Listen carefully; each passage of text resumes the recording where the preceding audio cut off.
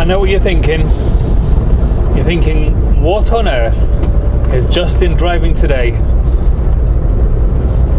Well, actually, I'm not going to tell you. I'm going to let you guess. It is, if you can hear, diesel. And it's bloody slow. By the way, if you want to guess what car I'm driving, you can leave a comment down below. Anyway, enough about this car. Thought I'd give you a quick update on where I am with the RS, because if you watched my last video, you'll know that I took it to a track day, but I had a bit of an issue before the track day, and it's gone back to Ford. And a lot of people have been emailing me this week saying, Justin, what is going on with the RS? Where is the RS? What's happening? What have Ford said? So I dropped it off on Monday, and on Monday morning, the car sounded like this.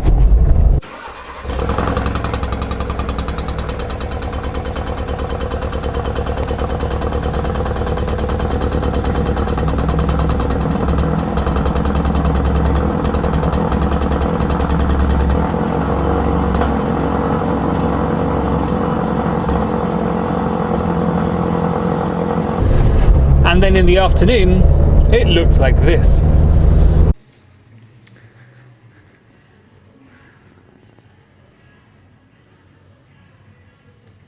So yes, as soon as I took it to them on Monday, I showed him the video. He went, oh my God, it's pretty bad. And I've just realised I've left my bloody pass thing in to get my wallet out for the toll road.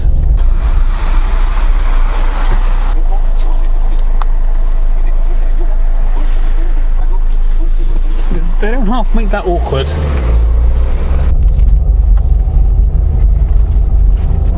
So what happened on Monday was that the mechanic, when he saw the car and he heard the car, he contacted Ford, whatever, technical part people, and he said, right, I've got this car, it's making this noise, what do you want me to do? And they basically said to him, right, can you remove the cylinder head and send us photographs of the cylinder head and the cylinder head gasket? So he did. And they didn't respond yesterday or the day before, but they did respond today, and today's Thursday, and they responded today, and they have instructed him to do nothing else because they're going to send me a new engine. Nothing wrong with the cylinder head, nothing wrong with the cylinder head gasket. The issue is the cracked block, as was expected and has happened to some other Ford Focus RS's. It's a very unfortunate situation, but every cloud has a silver lining, so I'm going to get a brand spanking new engine for my car. In theory, it shouldn't take too long. It's coming from Valencia. The engines are built in Valencia. Okay, if you were to drive to Valencia from here, it would take, I don't know what, 6, 7, 8 hours maybe. So, I mean, it won't take, apparently, it's been ordered today, the engine, so it shouldn't take too long to get here. So I should have, hopefully, my car. In my head, I'm thinking 4 weeks, but it might actually be less than 4 weeks. So, fingers crossed. The whole thing with the RS and the faulty engine, very unfortunate. I've not been overwhelmed by Ford's response in Spain. It was not very good. They haven't lent me a car, for example. So while mine's been at the dealer, having its engine taken apart, they haven't given me a spare car to drive around in or anything.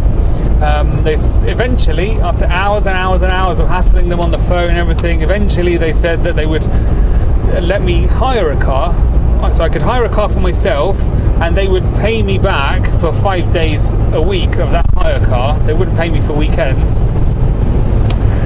Anyway, so too much hassle, so that's why a friend lent me this car, and I might just buy myself a little run around before I get mine back. Ooh. That wasn't a happy gear change. I don't want to talk too much about the actual issue, this cracked block issue. There's lots of threads on the forums about this cracked block issue, and from what I can gather, it affects some very early cars. It's a design fault with the engine, and it shouldn't affect everybody, especially not after some of the modifications were made to the engine further on anyway.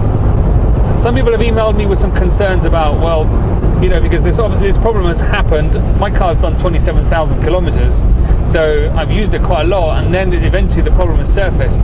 So the big problem, I suppose, and the main concern is for those people who have early cars that don't use them very much and aren't accumulating the mileage, because that means that will their engine fail eventually? You know, say when they eventually get to 20,000 and the car then is out of warranty, what happens then? That's, I think, where a lot of people have got some concern at the moment, and a truly justified concern. And has this whole thing tarnished my view of the RS and everything? It's like, no. At the end of the day, it hasn't. I'm lucky it's happened to me within warranty. Unlucky it happened. Lucky it happened within warranty. Lucky I'm going to get a new engine. It should be here not too long from now, so I will get it back within, I think, 3 to 4 weeks, and then everything will be back to normal. But just wanted to share with you, you know, I'm trying to be as honest, as open as I can be with the whole ownership experience of this car. Not this car, my RS. And the good and the bad, and the obviously quite ugly as well. So I will, as always, keep you up to date with everything that's happening, and if you want to keep following, then please subscribe, and more videos coming soon. Sounds like a bus. Oh.